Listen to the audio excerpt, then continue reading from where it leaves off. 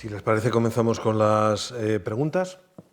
Por ejemplo, Voz Populi pregunta de los datos del estudio si tenemos alguna información de la prevalencia dentro de las familias. ¿Se sabe, por ejemplo, cómo de frecuente es que todos los miembros la hayan pasado o solo algunos, en especial los más pequeños? Y a ese respecto, Voz Populi pregunta, ¿nos pueden decir algo más sobre la prevalencia de la enfermedad en niños?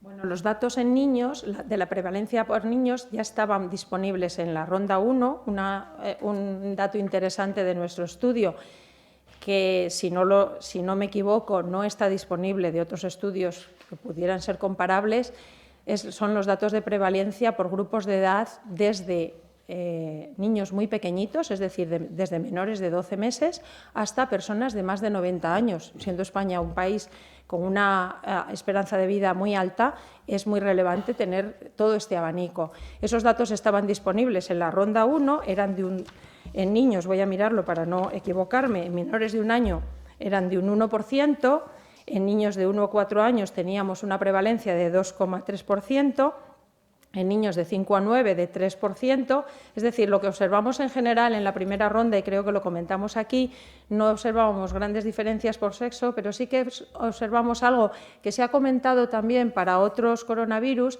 de una menor prevalencia en los grupos de niños y adultos jóvenes.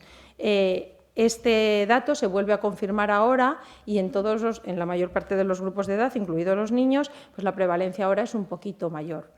En el grupo, por ejemplo, de menores de 12 meses, ahora tenemos un 2,2% con los datos preliminares de la segunda ronda.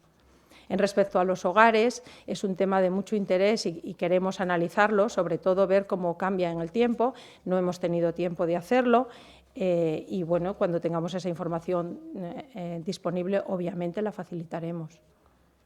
Van a ser pregunta y se suman a esta pregunta varios medios. ¿Se mantiene la misma cantidad de IgG después de 2 semanas? ¿Se puede saber ya cuánto tiempo podría durar la inmunidad? Bueno, es una pregunta muy interesante y por eso hemos hecho el diseño del estudio, considera medir a las mismas personas varias veces. Esto tenía el riesgo de bajar la tasa de participación, como decía antes, pero tiene la ventaja de poder hacer esto. Para poder contestar a esta pregunta necesitamos tener los análisis de laboratorio, que son más cuantitativos y que nos van a poder aportar una información valiosa en ese sentido. La Vanguardia. 1/3 de los infectados son asintomáticos. Son personas que están fuera del control sanitario. ¿Qué hacer? Bueno, a lo mejor respondo yo. Realmente no hay mucho que hacer salvo las medidas que ya se han tomado. Sabemos que los asintomáticos no transmiten igual que los sintomáticos, tienen menores cargas y probablemente muchos de ellos puede que no transmitan en ningún momento de su infección, pero sí que es cierto que el riesgo sigue estando ahí. Si son un volumen importante pueden llegar a tener un impacto quizás no muy grande, pero sí de suficiente importancia en la transmisión de la enfermedad y en la evolución de la epidemia, y por lo tanto las únicas medidas que podemos hacer son las que se han aplicado en España desde mediados de marzo, que son las de restricciones de la movilidad y evitar los contactos y mantener ahora mismo las medidas que se están manteniendo. El distanciamiento físico de entre 1,5 y 2 metros, 1,5 metros y 2 metros, la higiene de manos, la higiene respiratoria, y cuando no se puedan mantener estas medidas, el uso de mascarillas. No hay mucho más que hacer para reducir el riesgo asociado a los asintomáticos. De todas formas, si me permites, sí. Fernando, esta es una información muy interesante del estudio de seroprevalencia, pero realmente es algo que ya conocíamos y que lo que viene es a confirmar datos que ya teníamos disponibles en otros estudios a raíz de otros estudios científicos y que, por tanto, en la elaboración de la estrategia de diagnóstico del Ministerio de Sanidad ya era un dato que se había incluido porque era conocido. En fin, esto lo que pone de manifiesto es que esta concordancia de datos entre el estudio de seroprevalencia español y otros estudios científicos viene a avalar también el rigor metodológico del propio estudio N-COVID. Sí, yo simplemente añadiría que efectivamente nuestros datos son concordantes con lo que se propone en la literatura en distintos estudios y, por otro lado, una llamada de salud pública. No es posible controlarlo todo, teniendo en cuenta únicamente a los sintomáticos, porque existe este porcentaje de asintomáticos que pueden ser contagiosos y, por tanto, todos estamos obligados a considerar las medidas de protección que se han establecido. IM Médico pregunta, puesto que antes se ha preguntado por los niños, ¿cuál es la prevalencia en personas de más de 70 años? Bueno, pues nuevamente voy a las tablas de la primera ronda, donde comentábamos que las personas mayores de 70 años tienen unas cifras pues, parecidas a las personas un poco más jóvenes, de 6,7, 5,9 los de 75 a 79, etcétera. No vemos unos grandes cambios y, desde luego, los intervalos de confianza que miden la precisión con la que podemos dar ese dato se solapan continuamente. En esta segunda ronda las cifras son un poquito mayores y llama un poco la atención, es un dato en el que nos habíamos fijado y no tenemos una clara explicación, una mayor prevalencia en los mayores de 90 años, un 8%. El intervalo de confianza es muy amplio y es entendible que el número de personas que tenemos nonagenarias es pequeño, así que la precisión de ese dato no es alta y, por lo tanto, no nos está diciendo que sea realmente diferente del resto de los grupos. Navarra TV pregunta, con estos datos de seroprevalencia encima de la mesa, ¿cómo calificarían la capacidad de contagio del virus? ¿Es alta o no? ¿Es fácil contagiarse o no? Bien, en realidad yo esta pregunta de nuevo creo que la voy a pasar a Fernando, porque aquí sí hay un dato que da el estudio de seroprevalencia y hacía alusión la doctora Pollán anteriormente, que es al porcentaje de participantes que no tenían anticuerpos y ahora sí los tienen.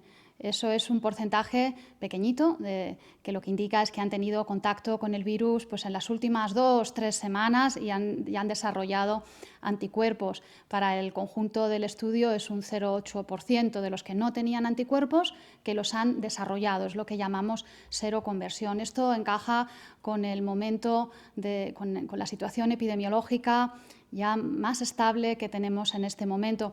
Pero más allá de eso, más información con respecto a la contagiosidad, capacidad de infección del propio virus, el estudio seroepidemiológico no aporta información. No es lo que acaba de comentar la directora del instituto es más o menos lo que se puede interpretar. Tenemos una evolución de la epidemia buena y eso se observa en que en un periodo de aproximadamente 3 semanas ha habido un incremento de infectados en la cohorte de aproximadamente el 0,8% y es referido a hace una semana, entre 1 y 3 semanas previas, lo que implica que estos datos corroboran poco más o menos lo que hemos estado observando en la evolución de la epidemia con los datos que tenemos de casos clínicos detectables. Es cierto que no se detecta todo por parte del sistema sanitario, es obvio. Hemos tenido 2 millones y pico de casos según el estudio de seroprevalencia y se han detectado entre el 11 y el 12% de ellos, pero sí que es cierto que esos casos que detectamos nos permiten valorar más o menos de una forma correcta cómo está evolucionando la epidemia y eso lo corrobora esta información. Los datos de transmisibilidad en principio tampoco cambian de manera sustancial. Lo que sí que indica este elevado número de casos que hemos tenido, hasta un 5% de la población, sí que indican que probablemente el inicio de la epidemia se debió a una entrada incluso mayor de casos en un momento determinado del que con los datos que teníamos de casos detectados por el sistema nos podía dar a entender. No podemos valorar mucho más allá. La Vanguardia pregunta de nuevo, ¿se ve en el estudio que haya supercontagiadores? Bueno, el estudio no está diseñado ni capacitado para detectar esto. Podríamos inferir a lo mejor que existe un supercontagiador si en un hogar en que una ronda hay un solo caso, un hogar que tenga una N un poco respetable, de repente aparecieran todas las personas contagiadas, pero tampoco podríamos asegurar que la fuente de contagio fuese exactamente esa persona, mucho más en la fase en la que estamos, en la que la movilidad es permitida. Así que el estudio no puede dar información en ese sentido. Si me permites, Marina, yo creo que hay que introducir un concepto un poquito más elaborado del supercontagiador. Una cosa son las personas que pueden, por las razones que sea, transmitir más, pero luego están también lo que es casi más importante, que son los eventos supercontagiadores. Son eventos donde a lo mejor hay una introducción del virus y que por las características del evento, sea cual sea, se produce un número de contagios a raíz de ese evento muy superior a lo habitual. Esto, por ejemplo, en España hemos tenido alguna situación de este estilo asociada, por ejemplo, a algún funeral al principio de la epidemia. Este tipo de eventos a veces enmascaran la posibilidad de que sea debido a unas características particulares de un individuo o si se deben más al tipo de relación que se establece en esos eventos que favorecen de forma privilegiada la transmisión del virus. El Confidencial pregunta, muchos organismos internacionales han alabado el diseño del estudio. ¿Cómo habrían de tomarse otros estudios que se están haciendo en este sentido, como por ejemplo el de Torrejón? Torrejón es una localidad madrileña. ¿Son útiles o más bien añaden ruido?, pregunta el Confidencial. ¿Y cuál sería la prevalencia en Torrejón? Porque el estudio da un 22%, según este estudio municipal. No sé si hay algo particularizado de acuerdo al estudio sobre prevalencia que estamos hoy presentando para Torrejón. Doctora Ayotti. Bien, bueno, yo realmente desde el punto de vista científico no puedo pronunciarme sobre esta realización de pruebas en el conjunto de una población, porque desconozco, no hemos tenido información con respecto al protocolo que se está utilizando. De hecho, tenemos interés y yo misma he pedido a la Comunidad de Madrid, a la Dirección General de Salud Pública, que en la medida de lo posible nos aporte información. Dicho esto, quiero hacer hincapié en que el Estudio Nacional de Seroprevalencia lo que es un estudio que lo que pretende es representar al conjunto de la población española. Y para esto, y por ello también agradecía a los participantes, porque esto no se trata de hacer un diagnóstico clínico en una persona. El beneficio no es para esa persona fundamentalmente, sino que es para el conjunto de la sociedad. Aquí lo que se pretende, en nuestro estudio, lo que pretendemos es responder a una pregunta de la cual nos podamos beneficiar todos y podamos inferir información para toda la sociedad. Esta es la potencia que se ha reconocido por parte de los organismos internacionales y por otros colegas, investigadores y científicos de otros países, su capacidad de representatividad a nivel poblacional. Por tanto, en fin, creo que no son estudios, no son situaciones comparables en absoluto. No obstante, estaremos muy pendientes, muy atentos a los resultados que se puedan obtener de esta experiencia en Torrejón. La agencia ENFE pregunta cómo explican la diferencia en el número de fallecidos en España que publica la Organización Mundial de la Salud, la OMS, y la que ofrece el Ministerio de Sanidad. ¿De dónde obtiene los datos la OMS? Bueno, la OMS recoge los datos de lo que se va publicando en la página web española. No hay ahora mismo una comunicación oficial de casos de coronavirus a la Organización Mundial de la Salud. Sí que la hay al Centro Europeo de Control de Enfermedades, que está reglamentado por decisiones y legislación europea, y que a partir de ahí también se nutre la Organización Mundial de la Salud. La diferencia de los datos se puede, ahora mismo con los que tenemos nosotros publicados, se puede dejar de una forma muy clara, se puede plantear de una forma muy clara. Si recordarán, la serie de datos de fallecidos en España se congeló, añadiendo únicamente los que tenían fecha de diagnóstico del día previo, se congeló a la espera de que las series de defunciones fueran corregidas por las comunidades autónomas, puesto que con los cambios a partir del 11 de mayo en la modalidad de vigilancia para garantizar una capacidad de detección precoz mayor de la que teníamos en aquel momento, al hacer esta modificación había que hacer algunos cambios en las series y por lo tanto aprovechamos para corregirlas. No todas las comunidades autónomas han terminado de corregirla, por lo tanto, hasta que no estén estas comunidades que faltan, que hayan corregido sus series, no daremos los datos finales de fallecidos o los datos totales de fallecidos en este momento. Y lo que hemos entendido después de hacer una revisión de la información y después de hablar con la OMS es que han ido haciendo la suma de los datos que se iban dando como nuevos día a día, sin restar unos datos que de un día a otro una comunidad autónoma eliminó como fallecidos de su serie, no tanto porque no lo fueran, sino porque no tenían las fechas de defunción y no podían ubicar realmente en esa serie a estos fallecidos. Estos datos se van a corregir en nuestras series dentro de bien poco. No sé si las series que ofrece, los datos que ofrece la OMS ahora mismo estarán muy alejados de la realidad o no. Lo veremos en unos días. El diario Clarín de Argentina pregunta, con este grado de vulnerabilidad de la población en cuanto a posibilidad de contagios, ¿cómo de prudente ven la proyectada apertura a turistas que vienen de países con distintos tipos de evaluaciones sobre el virus? Bueno, no podemos estar encerrados de por vida. En algún momento hay que empezar a volver a retomar la vida socioeconómica, y yo entiendo que puede ser bueno una fecha u otra. Las fechas no están todavía completamente decididas, no están cerradas, pero sí que es cierto que una vez que en España la evolución de la epidemia demuestra que vamos muy bien, que tenemos una incidencia y una transmisión actualmente muy baja, nuestra mayor vulnerabilidad va a estar asociada a la posible importación de casos a partir de países donde todavía estén teniendo incidencias altas o incluso en la fase máximo de la epidemia. Esto es un riesgo que debemos de correr. Lo que debemos hacer en España es, primero, evitar los riesgos mayores, tratando de limitar la venida de personas de países donde el riesgo sea realmente demasiado alto como para aceptarlo, y luego, por otro lado, establecer los mecanismos de detección precoz y de control de casos asociados a movilidad por parte de turistas o de viajeros internacionales. Esto es algo que tenemos que hacer.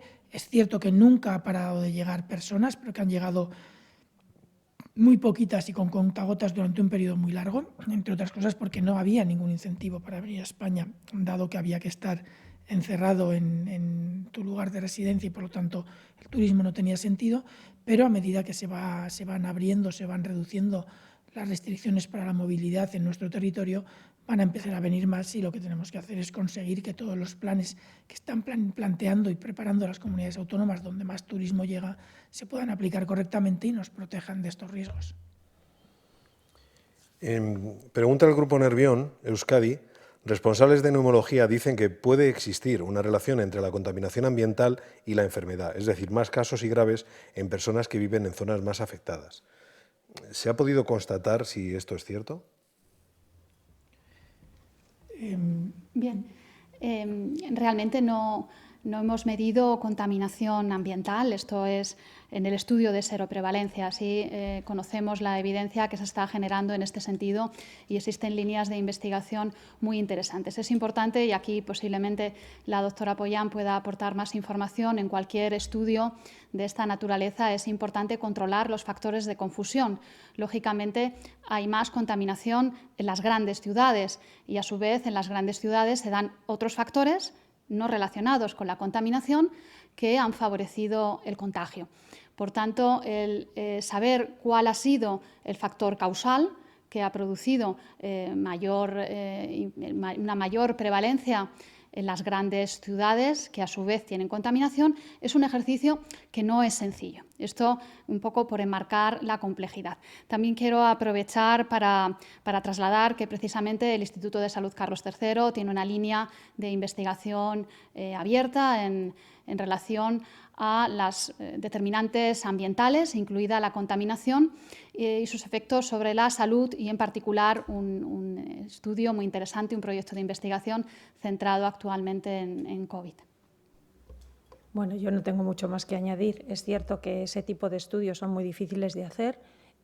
Hay un efecto confusor que es evidente, la contaminación está en las grandes ciudades, y como vemos por los datos de seroprevalencia, que no tenemos gravedad de casos, etcétera, sino que tenemos personas que han tenido contacto, que han sido infectadas por el virus, observamos una mayor seroprevalencia en las ciudades, en aquellos municipios mayores de 100.000 habitantes. Entonces, es la contaminación, es la densidad de población. En los municipios más grandes, obviamente, hay más contacto entre las personas o ha habido más posibilidad. Entonces, los estudios que están en marcha, muchos de ellos son ecológicos, van a relacionar datos de contaminación con tasas de incidencia, y veremos lo que arrojan. Pues en principio estas serían las preguntas relacionadas con el estudio y con la actualización de los datos del día. Si quisieran aportar alguna cosa más. Sí, yo quiero aprovechar estar en la televisión para animar a los participantes a que no se cansen y a que vengan a la tercera ronda y que sigan siendo y participando con la misma generosidad. Por tanto, se pone en marcha una tercera ronda que concluiría dentro de un par de semanas también, ¿no, doctora Sí, Pollán? esta es la semana de descanso en el reclutamiento, otros descansamos menos, y la semana que viene empieza la tercera ronda, que durará también 2 semanas, y ahí, después de esas 2 semanas, termina teóricamente el estudio. Pues muchísimas gracias, doctor Simón, doctora Ayotti, doctora Pollán, y gracias a los medios de comunicación por sus preguntas. Buenas tardes.